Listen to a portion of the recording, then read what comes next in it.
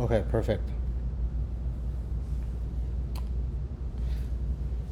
Okay, everyone, welcome to the Lucky Flow Show. This is Fall 101. So, quick introduction. I'm the founder of Lucky Flow Acupuncture. I've been doing acupuncture professionally for over 12 years. Actually, 13 years. My acupuncture lineage is more than 300 years, and I'm the #1 apprentice of the balance method, which is a acupuncture method invented by Dr. Richard Tan that gives people fast and dynamic pain relief. This is the #1 rated acupuncture clinic in Michigan, and I'm the co-author of 2 acupuncture books for acupuncturists, and I'm a loud sneezer.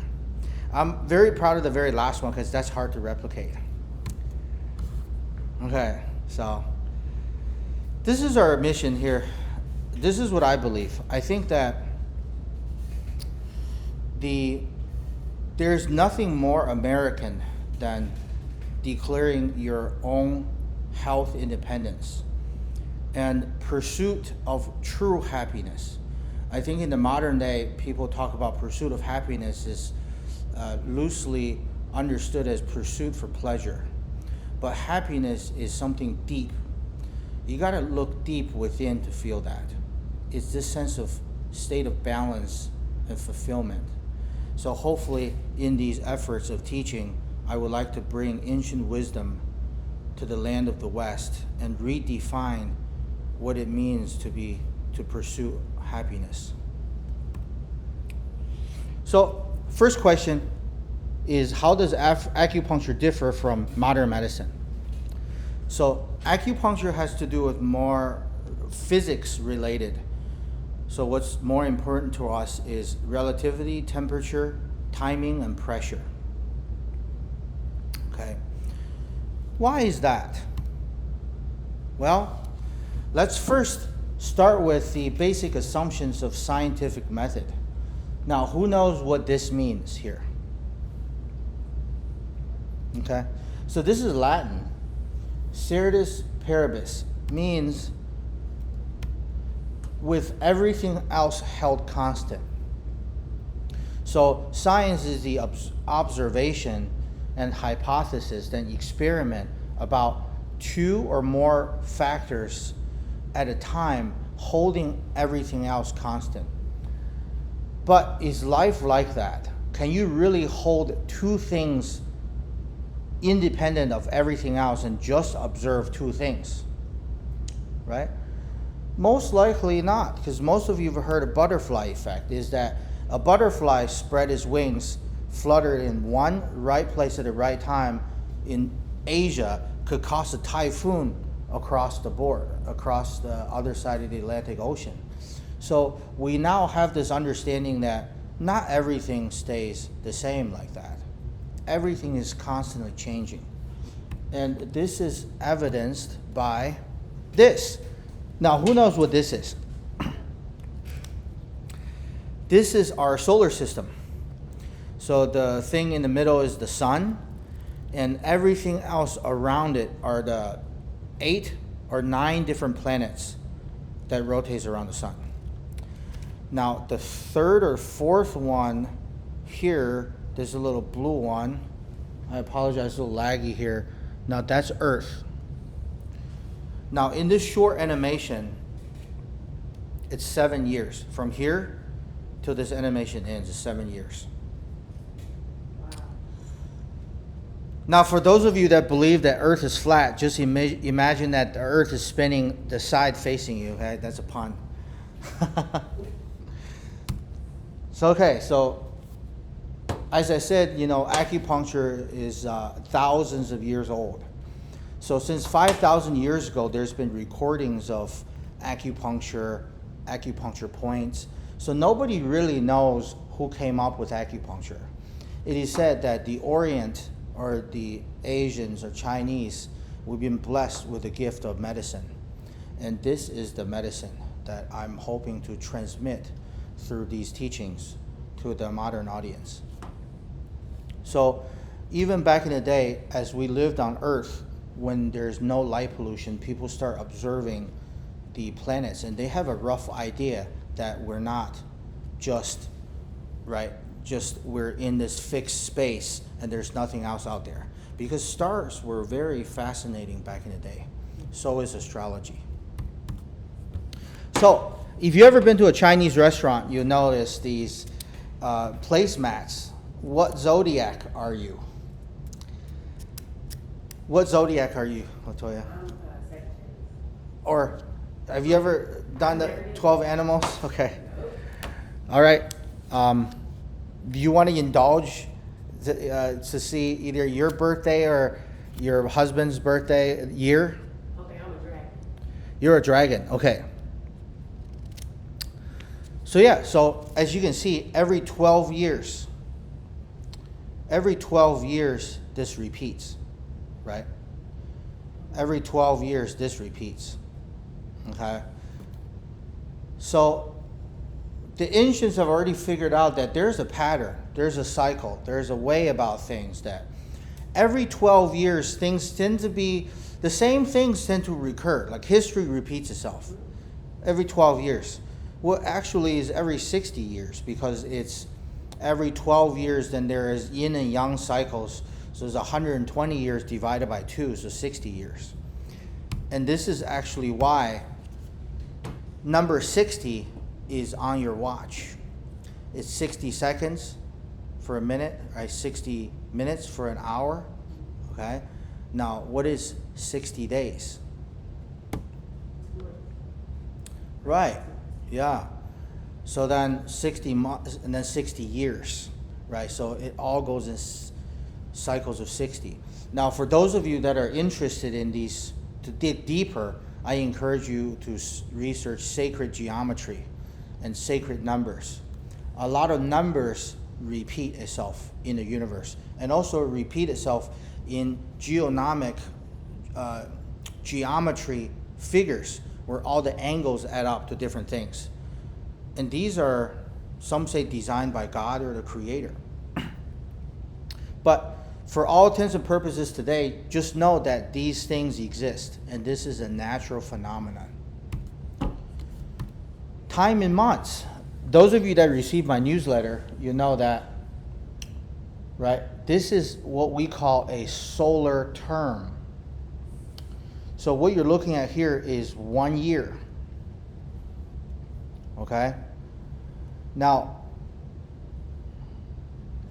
how this forms is that back in the day when people track of time, they put a stick inside on top of a block, like a panel, and that's how they keep track of time. Depending on the sun, when the sun moves and the shadow that's cast on the stone is how they know that what time it is during the day and what month it is, depending on how long and short the needle is according to the block.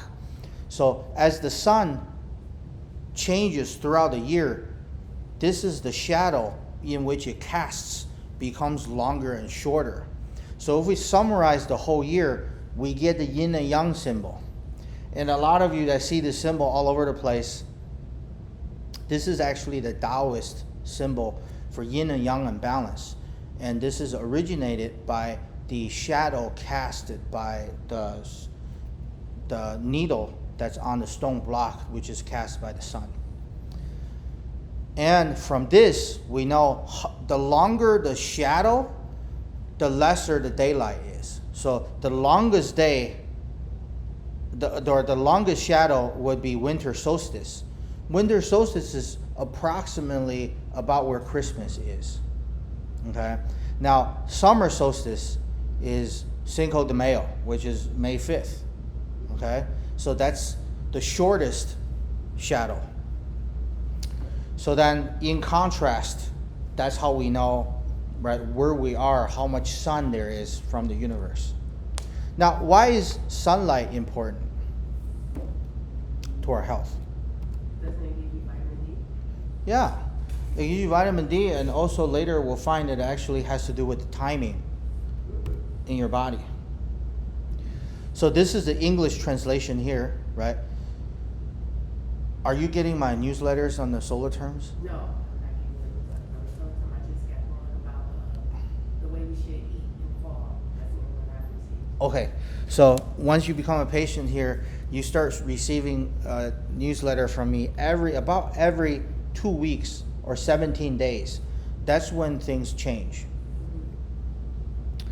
So, which solar term are we here, Toya? Do you know? Is that the beginning of autumn? Right here. Yeah. Autumn just started. Now, you may have a question and say, oh, autumn, that's a season. So we only have 4 seasons, right? What is this 24 solar terms? Now, everybody agrees that the weather changes more than 4 times a year, right? Especially if you live in Michigan, you know it changes all the time. But in general, the weather actually changes 24 times. And the weather changes in these solar terms, which we call 节气. 节 is understood as a holiday and also understood as a step in Chinese. So think about 24 staircases, 24 steps for the flight of stairs. So every year you take 24 little steps before you reach the next flight of stairs, which 1 year passed.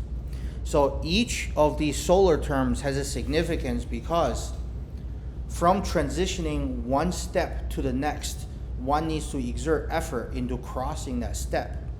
So when back in the day, when there is no modern science, the dates at these solar terms are the days that is more likely if an elderly were to pass. Let's say if someone's on a hospital bed, is more likely they pass during these days because this is a step towards the next solar term. So we know, for example, we would then say if you have an older relative that you love very much that's on the bed, not doing very well, if you know that they've already passed August 9th, this is August 10th, then it's very likely that they will last till August 22nd because that's where the next solar term is. So when people back in the day, when they go travel or leave town for a short trip, they would make sure that they stay home with their sick relative during this time. Because when August 9th passed, I can safely leave town and come back before August 22nd, before the next solar term. Now this works 80% of the time. Of course there are people that pass in other days, but these tend to be the times where when the energy shifts, people's qi disperse. And that would lead to, later on you discover that what qi is too, okay? So we talked about solar time in months, and now let's talk about solar time in day. So different day there is, and even different hours has these characters on them, and these characters are the 12 animals. So we can theoretically say that you are in, right now, this very moment, for example, we are in, give me 1 second. As we're doing this, right? So this very moment is a water rabbit year with a metal monkey month and a water tiger day. Okay? Now, that's a whole lot to explain all at once, but each animal carries their energy, and each time, each change in time, as the universe has different energies, that energy has an interplay with each individual person in this world. And that's how people get their creativity or sickness. That is the understanding of the ancient wisdom of medicine, is how can we help people ease suffering throughout their life. And it is, in my opinion, and the opinion of ancient healing traditions, that medicine is not meant to cure death, but is meant to cure suffering, because death is inevitable. But suffering can be avoided when we rectify a person's body to better suit the change in energies. So then we have time in hours. Okay, so this is a symbol again. And look, different time of day is matched with different meridians of the body. Okay, so Latoya had a question about spleen. So find spleen is 9 to 11 a.m. So if someone is having sugar craving, that means the spleen is weaker. And this is going a little segue, because Toya is questioning about spleen, is that between the hours of 9 and 11 a.m., but note, that's New York time. In Michigan, we're an hour and a half behind. So in Michigan would be 10:30 to 12:30 a.m. You get an energy crash during this time. So at 10:30 a.m., you need your first cup of coffee, or you want to take a nap. 10:30 a.m. to 12:30 noon. So sometimes when patients come in and look at the tongue, I see spleen issues, and then someone likes coffee, I can already say that. And people think I'm a fortune teller, which I also do that too. All right, so right here. This is also confirmed by modern science. There's a French gentleman. He invented this circadian rhythm in 1729, that what times during the day the body is more optimal for what activities. But as you can see, this was conveniently discovered 5,000 years ago by the Chinese, which is roughly 3000 BC. We already know what times during what day the body has what type of energies, therefore what functions are better. So that makes me think that maybe this is why they call it research, right? Because this is already searched knowledge. So you search it again, so you research it. Yeah. So then we answered this question earlier. How many years have passed? What patterns do you observe? So the patterns you may observe is that everything is a circle. Everything kind of comes back to where it is before. And this goes to that wisdom of saying that what goes around comes around. So let's see how that plays out in the body. So since the planets flow like that, I like to assert here that so is chi and energy, and so are you. Maybe we have been here for a very, very long time. Maybe we don't know that. Maybe we didn't know that. Right? Who thinks that a lot of the things that they feel for the first time, but feel so familiar that they must have felt this similar feeling before? Yeah? And this is an example, is that some children are born with most children are born with their own souls, okay?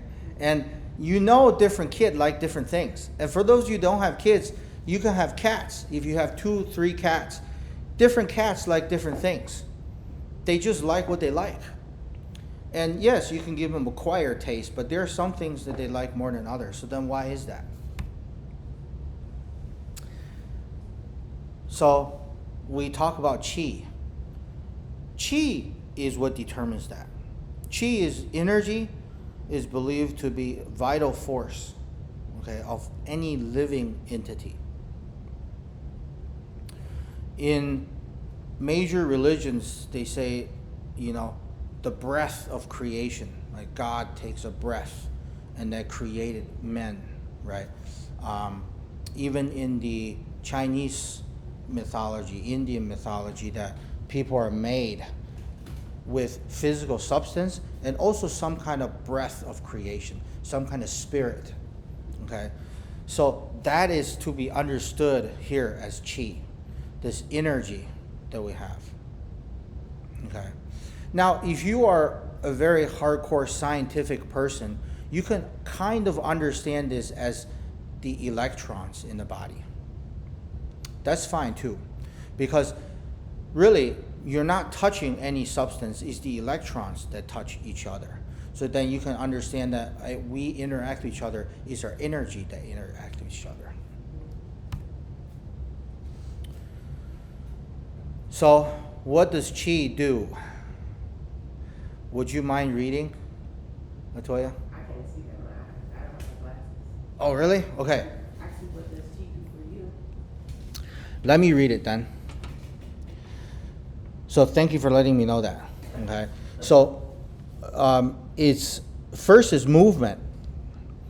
So there are 5 components. The first one is physically moving the body's fluids, moving the body's blood circulation. Like has to do with all movements. And this movement pushes the organs to function with each other. So that's the first one is movement. Can you give kind of an example? Sure. Thank you for asking. An example would be if someone is having varicose veins, is that there's lack of blood circulation, right? What makes that blood circulation move? Qi. Qi is like a generator that moves things. Or if someone has a bruise that doesn't heal, right? You could say it's blood circulation, but why is blood circulation not moving? Like it's the heart. Why is the heart not moving? Qi. Why is the heart not moving strong as it could? Right? We call it heart deficiency. So heart qi is deficient. Okay. And then later we'll get on to how to fix qi. So then the second is warming. Makes the body limbs warm. Now, if you are feeling your feet and hands get cold, that's actually the first sign that your qi is insufficient. If you go to a doctor, you say, oh, my feet is cold. Your doctor might say, oh, well, my wife's feet is colder. What's your point? Right? It's not being taken seriously here because there's no evidence that there's anything wrong. But why do you need evidence to know something is wrong to fix the issue? Well, you can just fix the issue before the evidence arrives. You know? So when we discover some parts of your body is cold, something is already not functioning well, right? And then it's defense. So people have a strong qi, has good immune system to exogenous pathogenic factors. If you're watching this video, a couple years ago, we had this thing called COVID. There was huge national arguments about if COVID is real. Some people think it's just a cold. Some people think it's this thing that'll kill you. Guess what? They're both right. If you have a lot of qi and you don't get sick, this person probably never even caught COVID, or they caught COVID, it was gone the next day. They slept it off. Some people, if this is the person that catches every wave of sickness, every wave of cold, they'll get it in the spring, they get it in the fall, they get it in the summer. Of course they're going to get COVID and they're going to be sick, right? So this is a person that needs more qi, right? So then we know that qi is what determines if somebody gets sick, how easy they get sick. And then the third factor is containment. The containment is the containment of fluid, blood, urine, semen, any type of liquid that your body has, okay? So for example, if you get cut and your blood keeps bleeding, it doesn't stop bleeding, low qi. If someone is easily wet their pants, low qi. If someone is, let's say, premature ejaculation, low qi. If someone has excessive sweat, they can't stop sweating, that's also low qi. Because qi is what's containing altogether. Now, spontaneous sweating is a different issue. But we're talking about those that just sweat all the time. They could be outside for a little bit, they start sweating and they don't stop. Somebody goes to the gym, this person's clothes will be soaked, right? They can't stop sweating. That's an issue. And of course, no sweating is also an issue. So we'll talk about that. That's not because you have a lot of qi, that's actually a cold symptom. So this is just speaking in general. And then we have transformation. Okay? So a lot of people would say, okay, well, I have dry throat. You know, I have dry mouth, but I drink my water. Okay? I'm feeling so tired, but I'm taking all the vitamins. Okay? I'm taking my calcium, I'm taking my Centrum A to Z, I'm taking all these things, but I'm still feeling very tired. Well, because if you have low qi, everything does not get transformed into your body.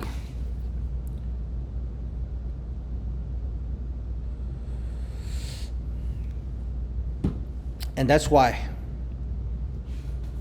Okay? So what else is qi?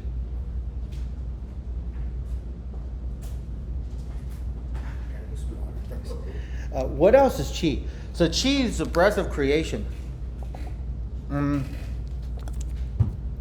Is the pattern that keeps happening in the universe, right? So our individual qi pattern also forms our body. Right here.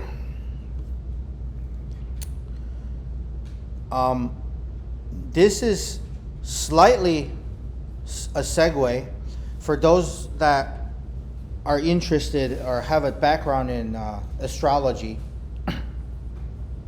Is that as time goes on, we live on Earth, from Mars, Jupiter, Mercury, Venus, and Saturn, these represent different energies. Okay, so Jupiter would be wood energy. Okay, Mercury is water, Venus is metal, Earth is Saturn, and Mars is fire. So the time that you're born, depending on where the stars are, depending on the time you're born, your body is naturally set up with a mixture of a combination of 5 of these elements. And based on the elements, you're going to feel different as the time goes on in the universe to determine how you feel during different stages of your life. So for example, some people say, oh, this is Mercury retrograde. I'm having such a bad time. I feel terrible today. But somebody, Mercury retrograde, they feel great. This is like the best stretch of week I've had, right? So then people will say, okay, yeah, I don't think of astrology is real because this person says not good.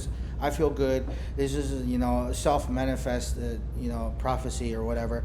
But hey, different people feel differently based on your own constitution and setup.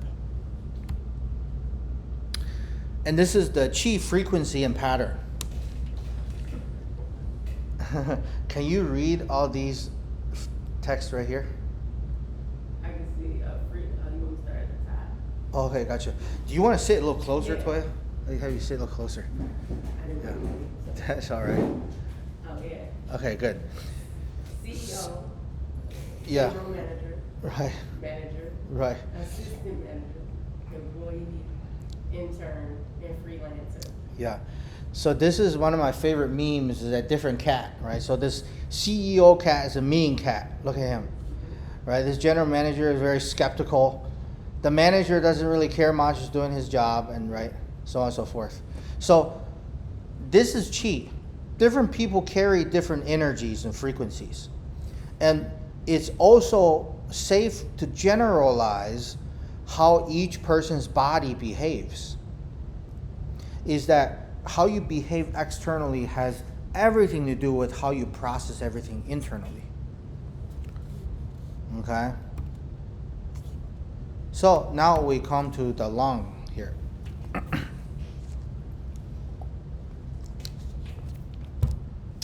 So qi is a breath, right? It's air. So we breathe, we intake the air into our lung. So the lung is the first line of defense, if you will, or the first welcome party of qi, of air. So lung is known as the prime minister. Okay, the lung controls energy and assists the king, which is the heart, with circulation and blood. It is stated in the Chinese medicine classics that energy is the commander of blood, and when energy moves, blood flows. Blood is the mother of energy. Okay, where blood goes, then energy also flows. This intimate relationship between breath and pulse and blood and energy, this is the basis of breathing exercises. So to those of you that have heard of Qigong or Tai Chi or even yoga, these are breathing exercises, right? This is exactly the difference between modern medicine and traditional medicine, is that if you believe your body is a meat bag with chemicals in it, breath doesn't seem very important at all. If the chemical's off, just give me some more chemicals. If my bag is broken, give me a new bag. If any part is broken, just swap out a new part, right?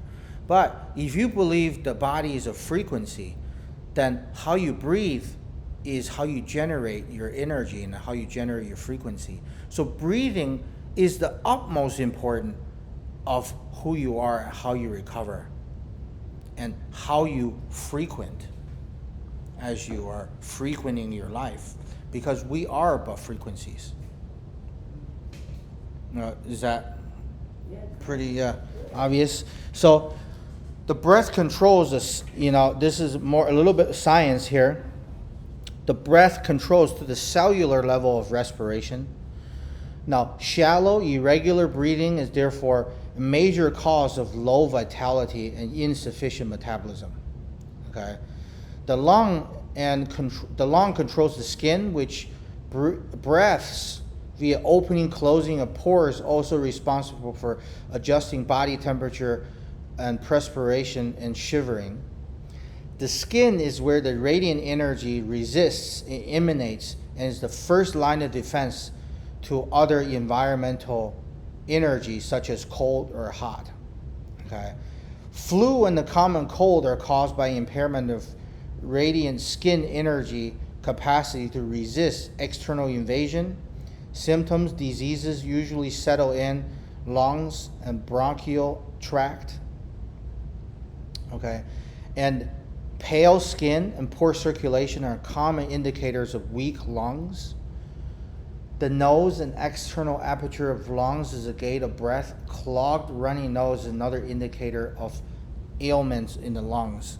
So to summarize this is that we all know people that get sick all the time. We all know people that are highly allergic to different things. Like they would touch this substance, it's like, oh, I'm getting a rash. Right? I'm going through the bushes and now all my skin have these welts and I have no idea it's mosquitoes or some bugs touch me. But every day, everybody goes through those bushes. Nobody has an issue, but this person has an issue. Okay, so then we start looking at, okay, yeah, maybe it's something going on with this person's first line of defense. Whether it is first line of defense through the nose, through breath of the mouth, or through the touch of the skin. And all of this is determined by the health of the lungs, how healthy this person's lungs are.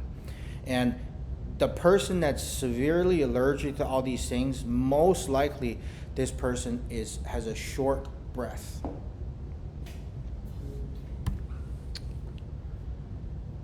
So another benefit of practicing long, drawn-out breathing, right, meditative breathing, is you're actually strengthening your immune system.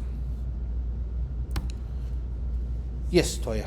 So practicing that, because I have shortage of breath all the time. They say it's from my anemia. I don't know, but I've had that since I was a kid. I used to tell them that when I would run, it was too hard on my chest.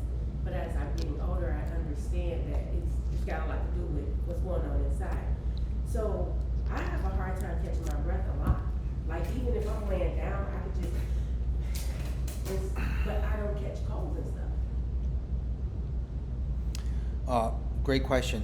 I would actually say you do catch colds, but your body's not strong enough to expel cold. And as we get progressing, you may actually start getting sick. I see. Yeah. And that's actually the sickness Coming out. leaving. Yeah. Because when you get sick, what do you feel? You feel like you don't want to do anything, right? Like, oh my God, I just want to lay and watch TV, right? Yeah, everybody feels that. But imagine being sick like that for years. You can. Because if the disease is not properly expelled from the body, you're going to not feel good. Yeah.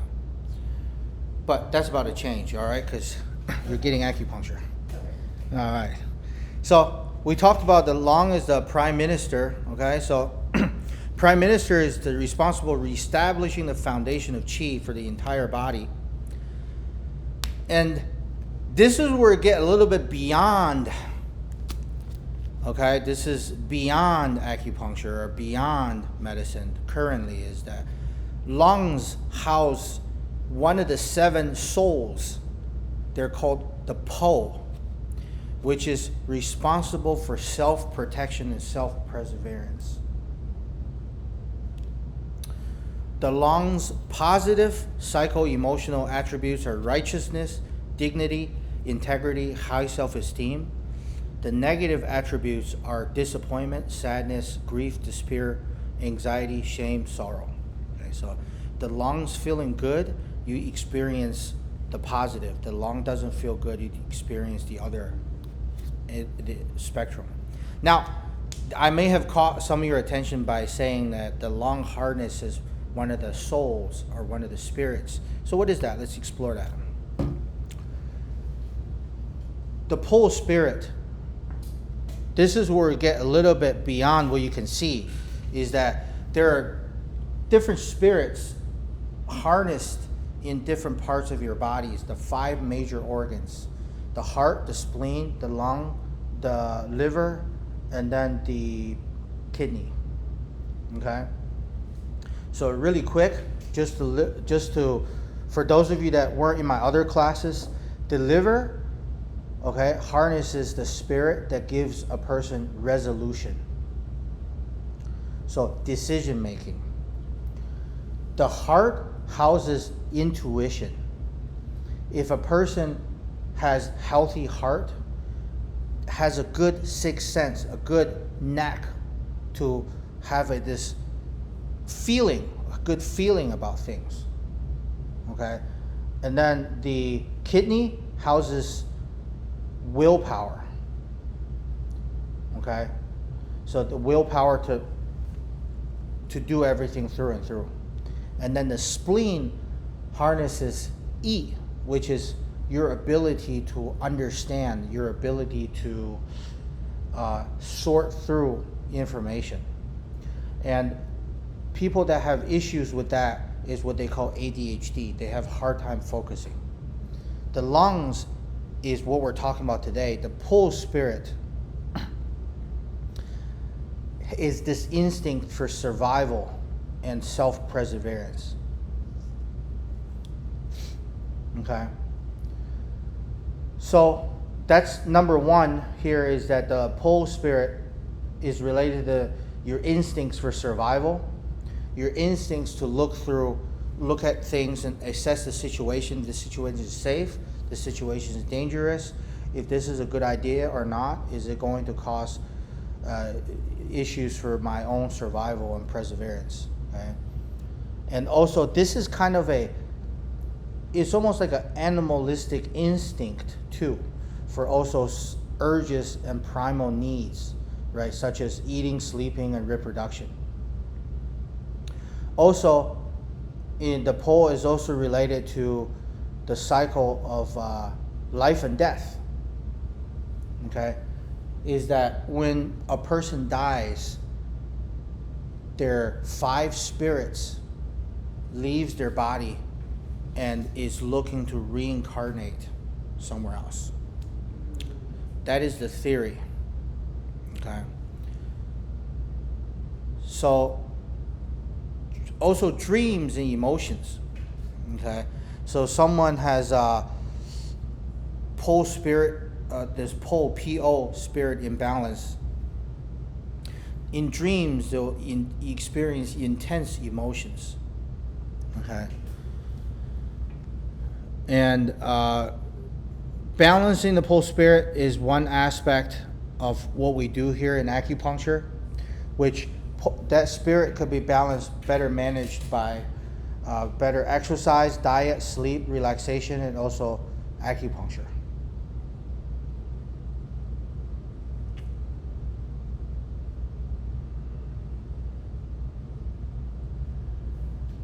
And then also, obviously, by accessing a person's lung health, we can access a person's spirits. There's another thing that's not on here. I don't really want to put on here because I want to... Some of these stuff is that people with lung issues sometimes see ghosts. They see things that other people don't see. Which is kind of like, on one hand, you can say that it's psychological, that's made up, but on the other hand, one person's life is their own reality. Who are you to say that they didn't see that or they saw that? So I'll just leave that as a question mark to your own interpretation. Remember, we talk about the lung being the first gate of defense, right? So think about, you visit a tribe or a city. Typically, it's not the receptionist, it's the prime minister coming to welcome you, or welcome to my kingdom. So if there's disease, the prime minister comes to meet. This is the disease, shut the door, we're out, right? Oh, this is a person that's going to benefit our body, let's bring them in, okay? So then, is the first line of contact in your spiritual realm too. So when you encounter another entity, your lung is the first person, first being to touch that. Okay. Yeah. So we've gone through the lung. Now we've gone through go through the large intestine. The reason the lung and the large intestine we go do the same seminar is that they're both of metal energy, and they're both energies of autumn. By the way, in autumn is metal energy. So when you experience, when autumn comes, people with weak lungs tend to feel better. Yeah.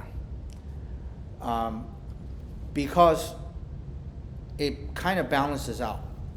Now, in the summertime, is fire element, so fire attacks the lung.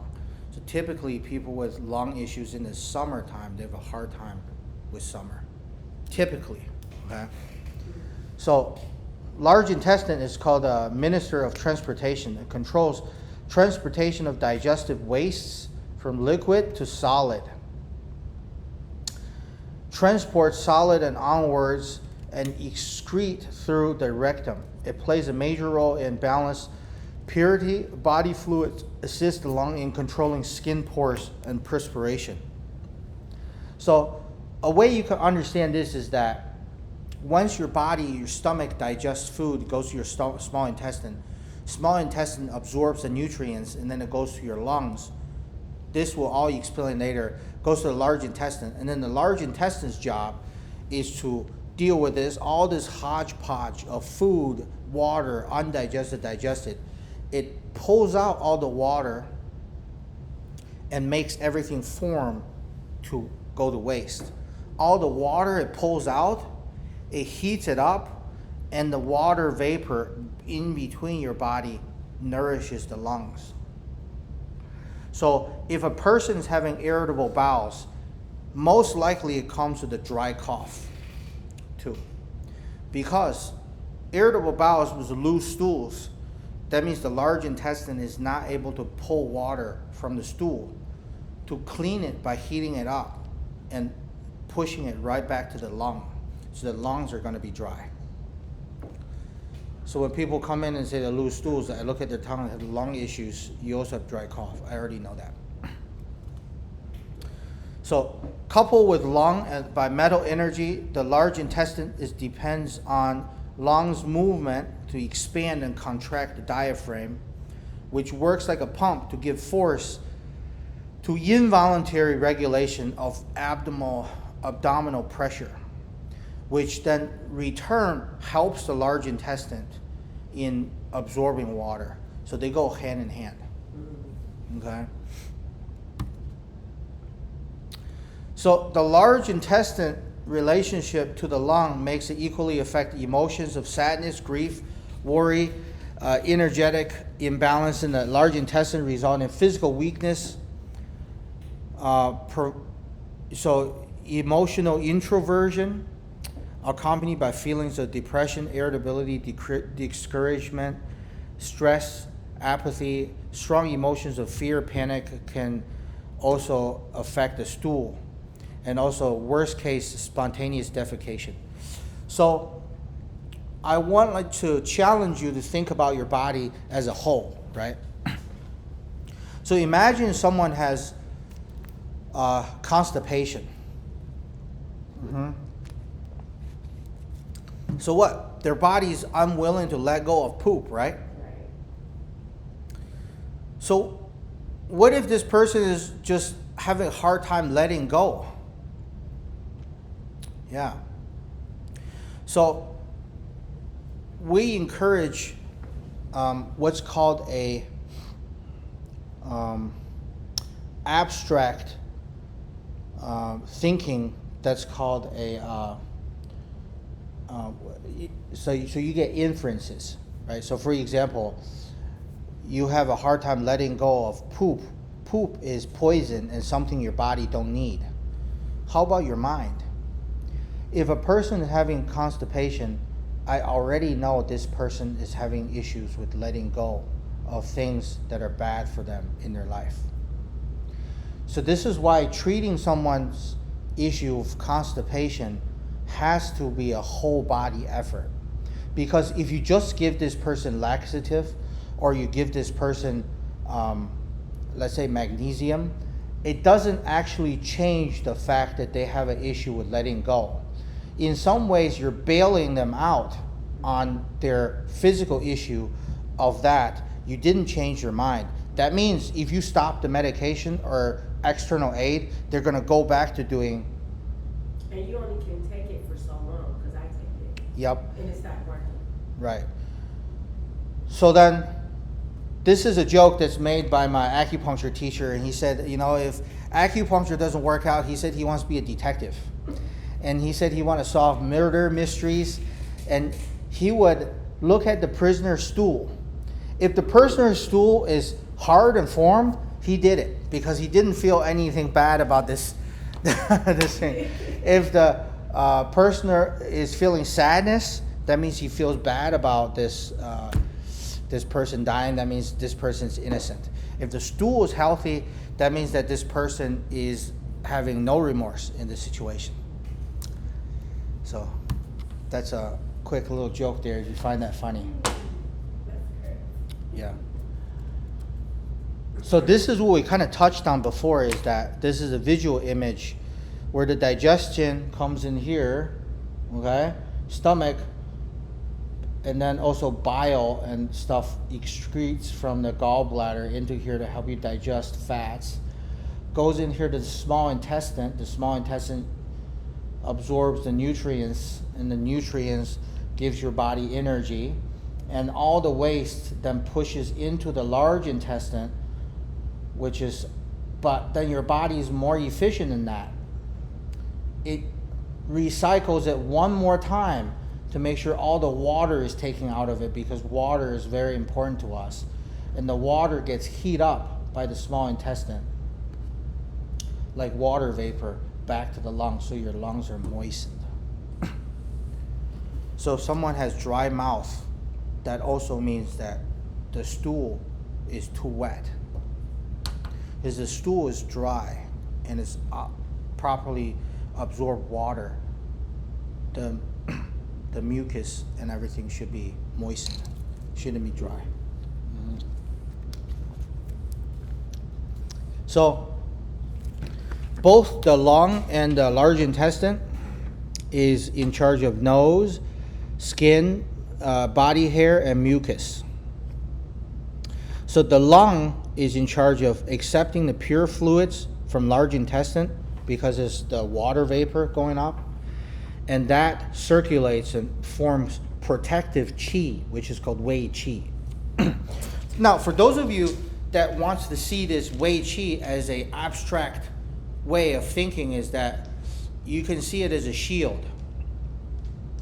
Okay? Now, this is how it's written in the old texts. Is you have wei qi, it's almost like you have a shield for your spaceship. It's like an energy shield. So if I hurl an insult at you, it's actually going to hit your shield first before it hits your body. So you have strong wei qi. If somebody insults you, it bounces right off of the shield. So is a pathogen, so is a sneeze, so is any type of external invasion. Now, if you don't buy into this idea of this shield, then you can kind of feel, if you hover your hand over your own skin, you should feel heat. If you have low wei qi, the pores doesn't push out air. You feel like it's sucking in air. Typically happens when the hand is cold. Okay? So if you are around people that after you talk to them, you feel so tired. Oh my gosh, this person sucked all the energy off of me. If you touch their skin, most likely they're they're sucking up energy. As these are a different type of people. So then they need acupuncture. You got to get them some acupuncture, okay? So we've already gone through the positive emotional energy is, righteousness, feeling self-esteem, and the negative is disappointment, sadness, anxiety, okay? And with large intestine too, right? With large intestine is what? It's like letting go, right? But what's different between lung is that when you let go is you breathe out. Also let in. People hard time letting in and letting out. Breathing in and breathing out is the same person having difficulty with letting others into their lives and letting others go in their lives. That's the difference between the lung. The large intestine is more just like, let's go, yeah, let's go. And that segues to the next one. So they're both metal element, and I got some graphics here to kind of give you a visual. Picture is worth 1,000 words. That in nature, metal element represents what? Contracting, consolidating, refining quality. That has this taste of autumn, this taste of separating, organizing, right? Characterized by gathering, shedding of leaves, symbolized of letting go of what's no longer needed. Quality of the metal elements embodies a quality of precision, purity, clarity, and discernment. It is associated with structure, boundaries, ability to distinguish what is valuable and useful. So someone with very good lung and really good bowel movement tend to like this stuff. They like the very I see these videos of these people picking apart Rolex watch and then reassemble them gear by gear. There's like they're wearing three type of magnifiers, or these people work on computer chips. I already know this person has good lung or metal element. And this is also a person of refinement and detail. They love details. They love refinements. They probably love detailing their car. And they probably like to be precise. And they probably like to correct you on your grammar too, right? It's this way of precision. This all comes in one group, okay? And also, right, military is very metal, is very right? Everything has to line up. You have to be on time, okay? Accurate, precise measurements, right? And autumn brings that energy forth, brings that energy of precision, organization, okay? And the lung here is, we call yin metal, which is a small metal, soft metal, like weaker metal. And large intestine is larger metal, stronger metal, young metal. So people say that you encounter difficulty or difficult people, what should you do first? Step back, take a deep breath. Why is that? There's actually a very good reason for that, because when you hear bad news, you encounter bad things, you take a step back, you take a deep breath.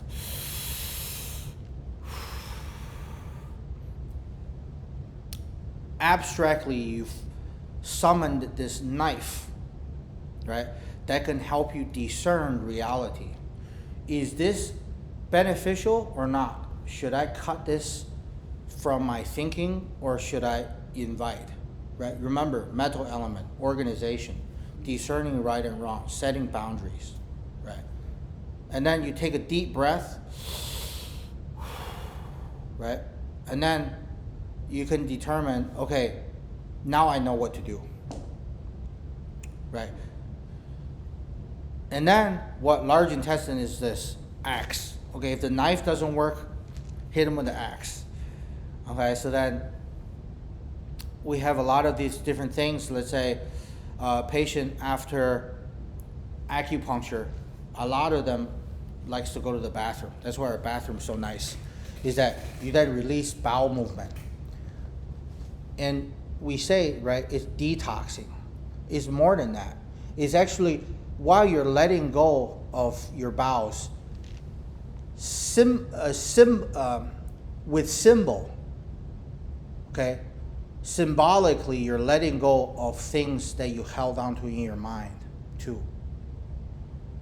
So all at one action.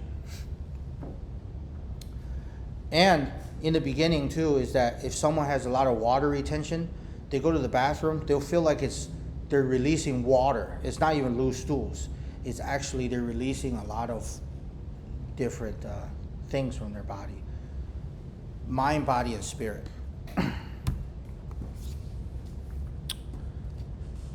Metal has to do with the color, which is white. Metal has to do with purity and clarity. The taste is spicy or pungent. Okay? Direction is west. Organs are metal or element, and the lung is the organ is lung and large intestine, and then organ together would eliminate substance both physically and energetically. Okay, so now for someone that's ridiculous, you might ask me a question. What is the best place to take a poop?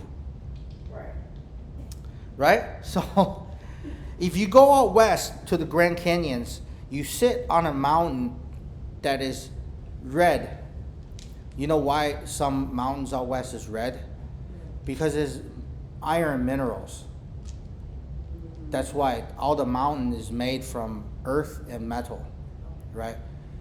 So you go to that mountain, you sit nearby that mountain, you wear all white. You wear a white shirt, white pants, white socks, dye your hair white. You have everything white out. And you eat some spicy food. And then you sit in a toilet that's white, in a house that's white. You're going to have the best poop of your life. Really? Yeah. Because everything now then is metal that will help you with the energy to eliminate. So this is why people say, oh, I had some spicy food. Man, I'm going to have a bowel movement tomorrow. I'm going to feel it. And, yeah, some people like spicy food for that reason, is that it helps eliminate the bowels. Mm-hmm.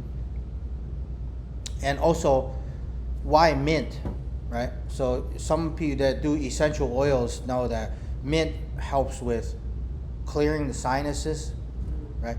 Reason is clearing sinuses is stimulating the metal element in your body, have your lung work better, and then your lung expels the phlegm. That's why it's mint, spearmint preferred. Okay. So we come back to this, life is frequency. Okay, so different views on the universe is as dynamic as the energy. We are the microcosm of a larger network. The concept of chi aligns with the idea of universal life force that permeates through everything, and the lung's role is to breathe and draw and synchronize your body with the cosmic energy.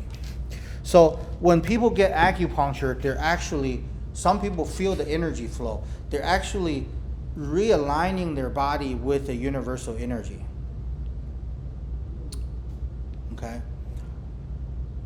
So when people meet each other in the 21st century, we like to say, how are you? Right? But there's what? Who, what, when, where, how, right? I propose that we also ask, when are you? Also, right? If I'm talking to this person and I ask them when they are, they might say, oh, well, Lucky, it's 2 o'clock. I would beg to differ. If your stomach could talk, it's probably 7 a.m.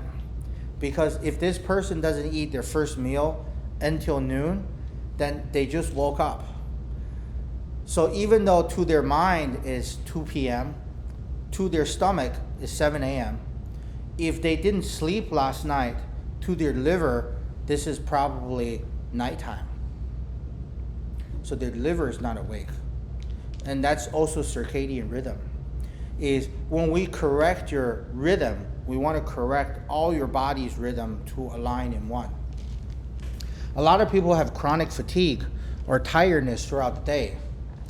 No, should have seen this person last night. This person didn't sleep last night and was up. So the fact to say that this person is tired is not the full picture, because this person just had their energy and frequency flopped, that's all. This person has a lot of energy at night, not enough energy throughout the day. So their frequency is off. Make sense? Yes. But when you go to the doctor, all they see is tired, but that's because you're tired in that time.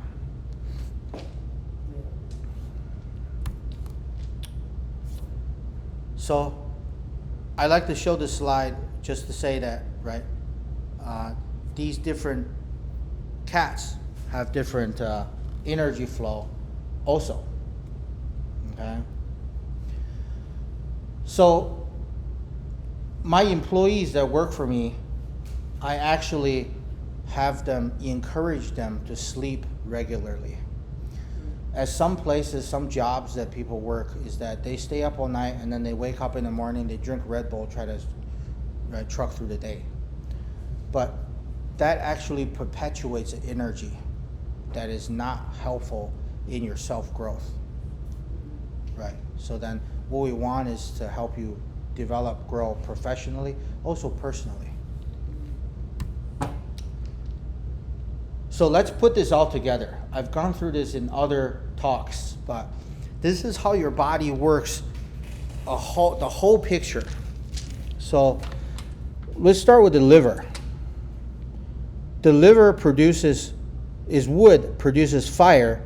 So if you rest well from 1 to 3 a.m., which is the liver time, it will give you a strong heart. And then the next day, the strong heart, heat with the lungs help pushes down to small intestine. So the small intestine becomes hot. And this phase is called wood nourishing fire.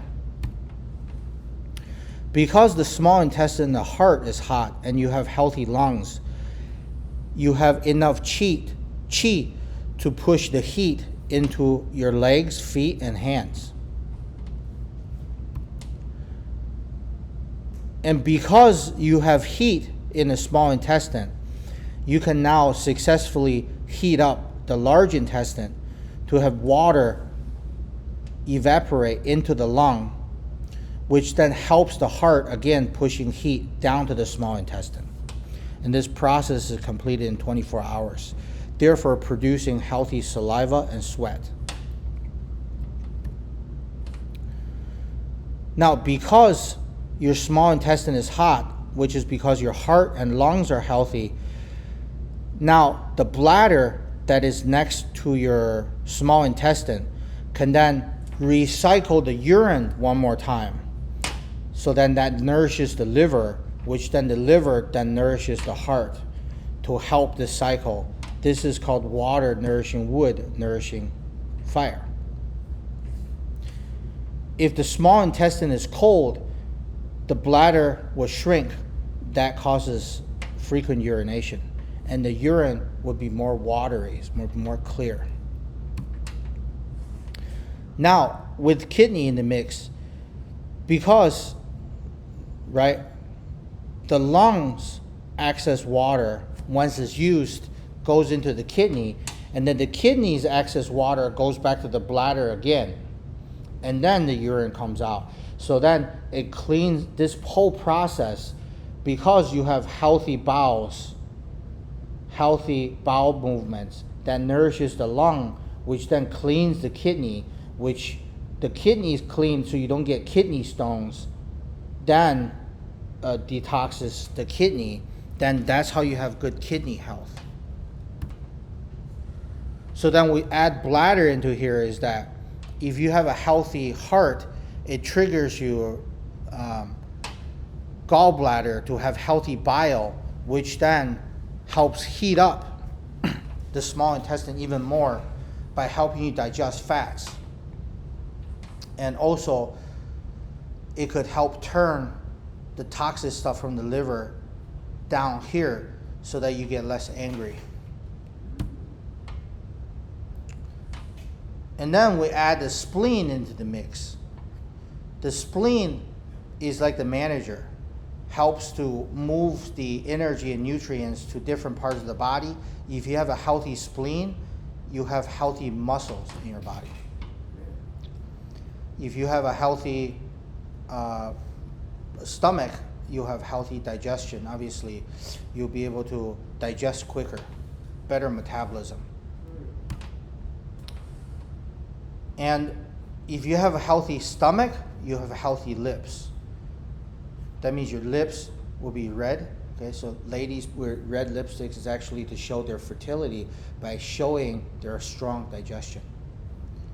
If you have healthy liver, you have healthy eyes. If you have healthy lungs, you have healthy nose. If you have a lot of blackheads in the nose, that's actually detoxing from your lung.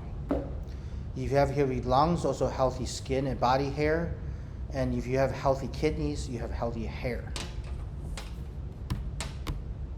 And this whole process is much like the water cycle, right? You have rain, then rain comes down here, forms a puddle. Because you have sun, you have body heat in your heart and small intestine. The water evaporates into the clouds and then it comes down again. And this is all a picture that's reflected in the tongue. So different part of your tongue indicates different areas of the body. Like this part is the lung, this part is the heart. Okay, this part is the liver, gallbladder, kidney. And what we're looking for is a consistent pink color. If it's too pale, it's not good. If it's red, it's also not good. And for those of you who are watching online that never met me, this is not a picture of me. All right, so right here, right, this is, we get a little bit more advanced. This is a different type of issues that we deal with. We take a picture of the tongue, and then as time goes on, we want to make sure all these issues are solved. But real life gets a little bit complicated, okay? Now this is different combinations of tongues. So what we want to see is that we want all of these issues return to normal, okay? And we'll have more classes which will go in acupuncture 102 in different pathogenic factors. These are tongues that are exposed to different factors or different colds, and their body never had a chance to recover. This will also go over in other courses, but for today, I just want you to know, since we're going through the lung and large intestine, this is from 3 a.m. to 7 a.m. So if you're sleeping from 3 a.m. to 7 a.m., that tells me you have a healthy lung and large intestine. If a person wakes up at 2 a.m., that means they have liver issues. Typically speaking, after they're waking up at 2 a.m., they started sleeping through the night. Now they start waking up at 5 a.m. That means the pathogen has moved from the liver to the lung. So then we want to sleep through the night to 7 a.m. That means that the large intestine lung issue is getting better. So if you're waking up at 5 a.m., that means that there is a metal issue in the body. And this clock shows that how each organ moves to the next. Okay, almost done. What good practice is during autumn time is consolidation. Rearrange and restructure. I wouldn't want to use the word minimalism, but kind of consolidate to see what are some things that are of very good benefit to you. Maybe pay more attention to those things, people, energies, right? And then cut back from the things that's less meaningful, that's taking up a lot of your energies, right? Could be things, place, time, people, ideas. And then let go. Let go of what's unnecessary. And then also be more consistent. This will help the digestive system. This will go over more in the other classes, but just so you know, what are some other things that's related to the lung and large intestine and metal element is that it has to do with nose, skin, hair, grief, autumn, dryness, crying, white, spicy, west, and 3 to 7 a.m. So if you have any of these issues related to all of these, is all encompassing. It's what? All encompassing. All things considered has to do with your nose, skin, your emotional state, especially with grief. Okay, people with lung issues tend to cry. But no, if somebody doesn't cry, that also has a lung issues too. So crying is healthy. You shouldn't cry too much. You should not cry at all. Okay. So yeah, that's that. Some things to look out for. Okay, so sometimes we get into issues, especially if someone has constipation, is that if you overnourish and you don't have good elimination, some of the nutrients then turn toxic in the body. But for those that are getting acupuncture, they tend to be okay. If your body doesn't absorb it, if you're at least having good bowel movement, you just wasted some vitamins. And that's all right, because if you absorb some, it's better than not absorbing at all, right? But we don't want overnourishment with constipation, because then all of that stuff that's organic turns vicious after 24 hours. Be careful for cold drinks. Toya had a question earlier, is how can I nourish my spleen? So let's address that right now, is that eliminate cold drinks. People with spleen issues loves cold water, ice drinks, smoothies. Cold hurts the spleen. Sugar hurts the spleen. If you eat excessive cold foods, that'll naturally make you eat excessive cold sugar things, because the spleen then becomes weak. Spleen is what transforms sugar into energy for the body. If your spleen is weak, you have a hard time transforming sugar, so now you crave more. So you eat more sugar. It's kind of like the truck that's 20 years old and have black smoke coming out of it, or everywhere, right? That truck is not using oil very efficiently. So it probably takes 2 liters for 1 liter of gas to go half the distance, right? Skipping meals, typically not preferred, okay? So for those of you that want to look nice, do intermittent fasting, I think it's fine, but please read the fine prints. Intermittent fasting should only be done in short spurts. It shouldn't last more than 6 months. If you're doing it years on end, it's not good. Because why? It messes with your frequency too much. And to bring all of this to an end, I want to thank Toya and other beings for being here. And I want to hope this video finds you for those of you that are online. A quick plug-in for our clinic is that we believe by providing superior acupuncture treatments, herbal supplements, and education, we can help our patients declare physical and emotional health independence from pharmaceutical drugs, unhealthy habits, and relationships. Helping our patients achieve wellness from within the body and transform outwards to achieve their mission and purpose in life. And I want to acknowledge my staff for helping me making this happen. I want to acknowledge my ancestors, predecessors, all the gods, saints, and Buddhas for protecting us. And also thank you, those of you that participated, and I hope wellness and healing journey in your own life. Until the next time we meet. Thank you.